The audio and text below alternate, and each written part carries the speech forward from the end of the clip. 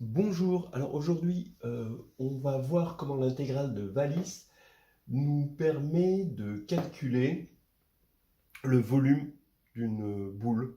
Voilà, le volume classique, hein, c'est-à-dire la généralisation de ce qu'on connaît depuis notre plus tendre enfance, pi R2, et dont on a appris que ça devenait 4 tiers de pi R3 quand on était dans l'espace. Eh bien, regardez, on appelle Vn de R le volume de la boule que je vais appeler Bn de R. Alors, R, c'est un rayon, hein, a priori positif ou nul.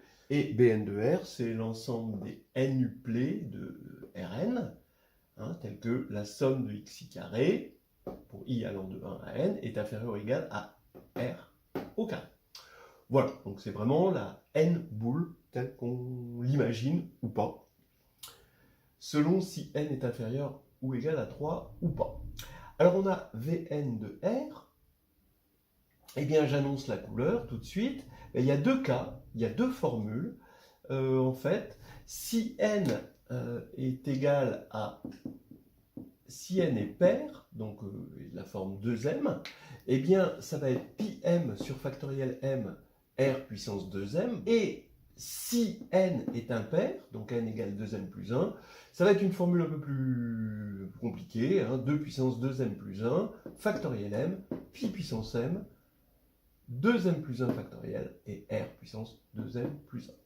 Alors déjà, ça peut être pour certains une première surprise, il y a des puissances de pi. Parce que quand on regardait les formules, bah pour n égale 2, la puissance c'était 1, et puis pour n égale 3, la puissance c'était 1 encore. Pi R2, 4 tiers de pi R3, les puissances de R augmentaient, mais les puissances de pi non. Ben non, ça c'était juste pour 2 et 3. Alors on vérifie les formules qu'on connaît bien. Pour n égale 1, c'est-à-dire ici m égale 0, eh bien oui, on va retrouver 2R. Bah oui, pourquoi 2R? Parce que c'est le segment moins R, hein, dans ce cas-là, hein, la 1 boule de rayon R. Pour n égale 2, bah on a V2, bah on retrouve le fameux pi R2 en remplaçant m par 1, ici. Et pour V3, bah on remplace m par 1 cette fois-ci ici. Et là, qu'est-ce qu'on trouve? On va trouver 8, 1, pi, R3 et factoriel 3, donc 6 et 8 sixièmes, ça fait 4 tiers. Donc le fameux 4 tiers de pi R3. Voilà. On donnera à la fin peut-être une formule générale avec la fonction gamma. Parce qu'en fait, tout ça, ça peut s'écrire avec la fonction gamma. Voilà. Alors, bon, pour le montrer, bah, il se trouve que on va assez rapidement ramener le volume de cette boule à, avec un changement de variable, évidemment, vous vous en doutez, à l'intégrale de Wallis. Alors regardez l'intégrale, bon, je l'appelle IN, bon, on l'appelle des fois WN. Alors là, IN, c'est intégrale de 0 à pi sur 2, sinus nt dt. Donc la formule, bon, elle est assez connue, la preuve est assez classique, je vais la refaire quand même. Donc c'est une récurrence. J'écris sinus n t égale sinus n-2 t fois sinus carré t, et sinus carré c'est 1 moins cosinus carré. Donc ici, je vais avoir cette égalité-là en développant. Ici, je reconnais in-2. Ici, bah, je vais faire une intégration par partie en posant u' sinus n-2 cosinus, et v égale cosinus t. Bon, donc j'ai u ici, c'est 1 sur n-1 sinus puissance n-1 t. V', bah, c'est la dérivée ici, c'est moins sinus t. Et maintenant, en intégrant par partie, bah, le terme intégré, on vérifie qu'il est nul, parce que ça va être UV, donc en 0 et en pi sur 2, il y a toujours un facteur qui s'annule. Et on va reconnaître, donc IN égale, ben là on avait dit IN-2, et ici on va reconnaître moins 1 sur n-1 IN. Hein. Au niveau des signes, il y a un moins là, le moins de la formule de l'intégration par partie, et un moins. Ça fait 3 moins, et donc 3 moins, ça fait un moins. Voilà. Donc on obtient ceci. Et ce qui nous fait facilement n égale n-1 in-2. Voilà, en passant de l'autre côté. Bon, c'est assez classique comme type de calcul d'intégration par partie et de récurrence. Là, astuce, on va multiplier par in-1 à gauche et à droite pour remarquer que in-1 est égal à n-1 in-1 in-2. Et donc, c'est la même fonction de n, mais appliquée à n-1, ce qui fait que n in-1 est une constante. Voilà, ça c'est quand même assez excellent. Et donc, cette constante, on la calcule pour n égale 1. Alors, pour n égale 1, ça va faire 1 ici, I1, I0. Alors, I0, ben, c'est pi sur 2, d'accord, facile. Et I1, ben, I1, c'est l'intégrale de 0 à pi sur 2 de sinus t dt. Voilà, c'est très connu que c'est 1. Sinon, on le calcule. Donc ici, ça fait pi sur 2, globalement. Donc, ça fait que n, in-1 est égal à pi sur 2. Voilà, et bien maintenant, qu'est-ce qu'on a pour i2m plus 1? Ben, si je pars de in égale n-1 sur n fois in-2, en partant de 2m plus 1, ça veut dire que je vais de 2 en 2. Comme là, je suis sur un impair, je vais arriver sur un impair, avec des termes pairs à chaque fois au numérateur, et des termes consécutifs impairs ici au dénominateur. Ça va me faire ceci. Et là, l'astuce aussi classique, c'est de multiplier par le numérateur pour reconnaître ici factoriel 2m plus 1. Et ici, on va avoir 2m carré, 2m moins 2 au carré, etc., 2 au carré. Et donc ici, on va avoir le dénominateur, bon, I1 fois I1, mais I1, on a dit que c'était 1, d'accord? Et là, au numérateur, on va avoir 2 puissance 2m, facteur de factoriel m au carré, donc en mettant à chaque fois 2 en facteur, hein, m fois. Et ici, on garde le factoriel 2m plus 1. Alors voilà pour i indice 2m plus 1, et pour i indice 2m, ben, on utilise cette formule-là, donc ça, pour n égale 2m plus 1, donc on va avoir 2m plus 1, i 2m plus 1, alors déjà, il y a un 2m plus 1 qui va s'éliminer, il va rester factoriel 2m, et là, je vais pouvoir récupérer ici i indice 2m, et j'ai le factoriel 2m qui part au numérateur sur ici 2 puissance 2m factoriel m au carré, et puis le pi sur 2 qui est ici. Voilà donc pour l'intégrale de Wallis, et maintenant on va l'appliquer au volume de l'hyperbole. Alors là maintenant on va calculer Vn de R, on va faire le lien avec l'intégrale de Wallis. Pour calculer Vn de R, on découpe comme ça la boule Bn en tranches. Bn de R, en fait, regardez les tranches, hein, on va dire que ça c'est des éléments de Rn, qu'on découpe en Rn-1 croix R. Alors R, ça va être la cote, en quelque sorte, Xn, et la partie Rn-1, ça va être dans Bn-1 de racine de R2 moins Xn carré. Alors pourquoi ça? Oui, parce que ici, on va avoir cette distance-là qui va être inférieure, donc je regarde ici au max, à ce côté.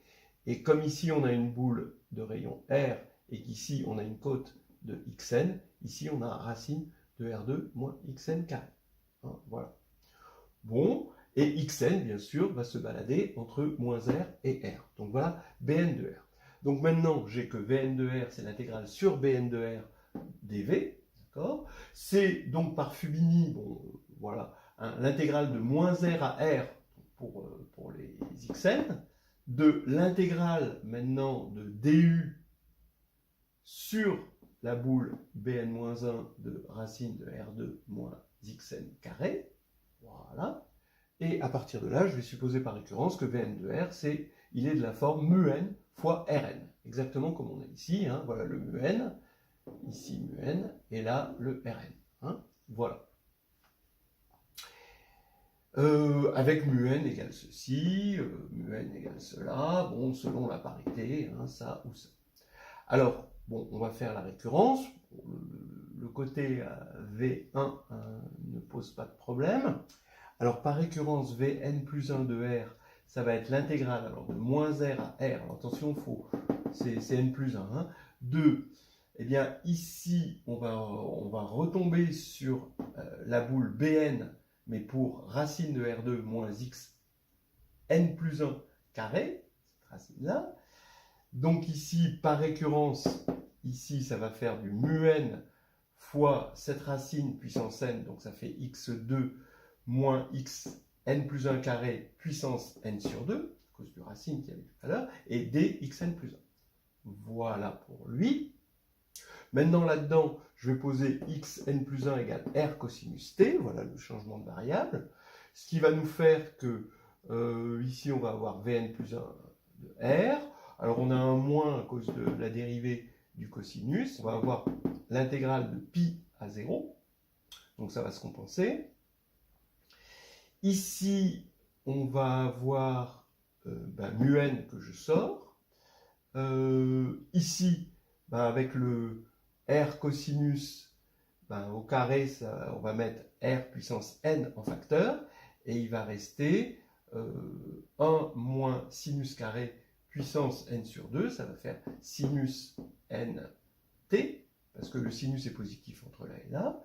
Et là, on va avoir r sinus t dt,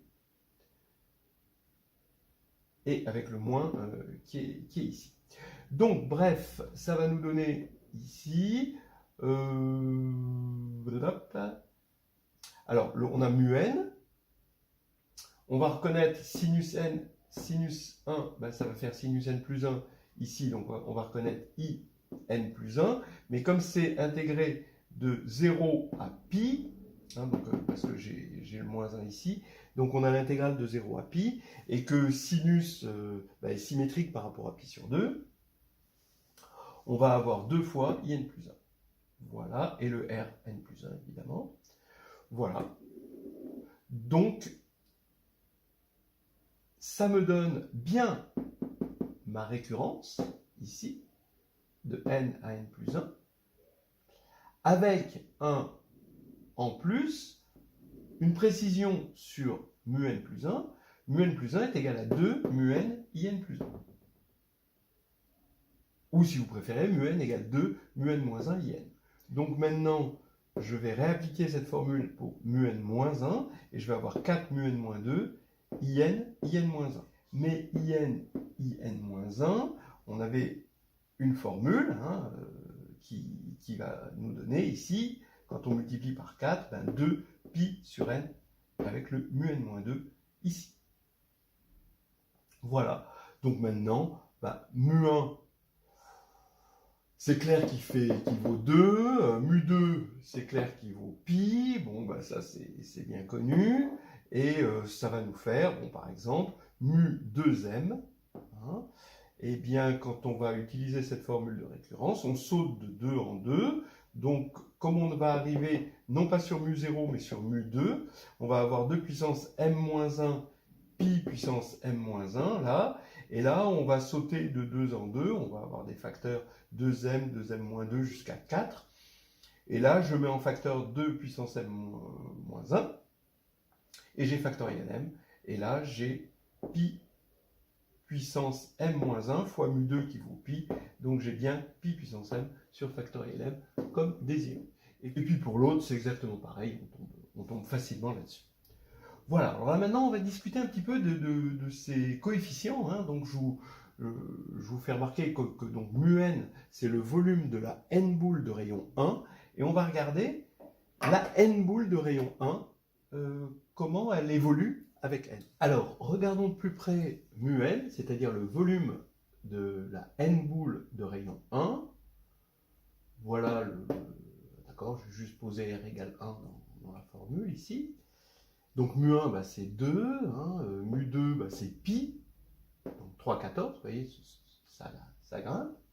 Mu 3, c'est 4 tiers de pi, d'accord? Donc c'est 4,19 hein, à peu près, donc ça grimpe encore. Mu4 c'est pi2 sur 2, d'après cette formule-là, voilà, celle-là. Et donc là ça fait 4,93, on monte encore. Mu5, ça va faire 8 pi2 sur 15, avec cette formule-là, à peu près 5,26, on monte. Et mu6, ça fait pi de 3 sur factoriel de 3, c'est-à-dire 6. Et là, bah là, ça déçoit, ça descend. Et bien là, ça fait 5, 16. Et après, ça ne fait que descendre. Mu7, ça fait 16 pi de 3 sur 105, ça fait 4,72. Et ça amorce la descente vers quoi? Bon, alors justement, vers quoi? Vers quoi va tendre la boule, la N-boule de rayon 1? On voit bien que cette N-boule, elle s'inscrit dans un hypercube, hein, qui est lui de volume respectable, hein, parce qu'il est de longueur 2, donc ça va être 2 puissance N, hein, son volume. Et on imagine que la boule, ouais, c'est pas l'hypercube, mais presque. Et pourtant, elle est en train de s'en éloigner. Hein, là, ici. Ici, c'était exactement l'hypercube. 2 sur 2, ça fait 1. Là, ici, quand on divise par 4, ben, on voit qu'on perd un peu par rapport au carré. Et puis là, on va diviser par 8, on perd beaucoup. Et en fait, vous allez voir ce qui va se passer. Regardons la formule. On prend mu n. On avait dit que c'était 2pi sur n, mu n moins 2. Donc en prenant le log, ça fait log de mu n moins log de mu n moins 2 est égal à log de 2pi sur n. Donc maintenant, en additionnant tout ça, donc ça, je dis 2pi sur n, ça fait pi sur n sur 2. Comme ça, log de mu n, ça fait log de pi sur n sur 2. Ensuite, on va avoir voilà, log de plus log de pi sur n sur 2 moins 1, etc. Plus, et puis on descend. Hein, voilà. Et c'est-à-dire que je suis en train de regarder ce log de mu n comme une série. Voilà, et on se convainc que cette série va être équivalente à l'intégrale de 1 à n de log de pi sur t sur 2. Hein, voilà. Donc 2pi sur t. Et ça, cette intégrale, on voit bien qu'elle va tendre vers moins l'infini. Hein. Donc log de mu n tend vers moins l'infini et mu n tend vers 0. Voilà. Et là, on arrive à cette conclusion consternante que le n volume de la n boule tend vers 0 avec n. C'était pas du tout ce qui correspondait à notre imaginaire, en tout cas pas au mien. Hein, d'accord, la boule se pince.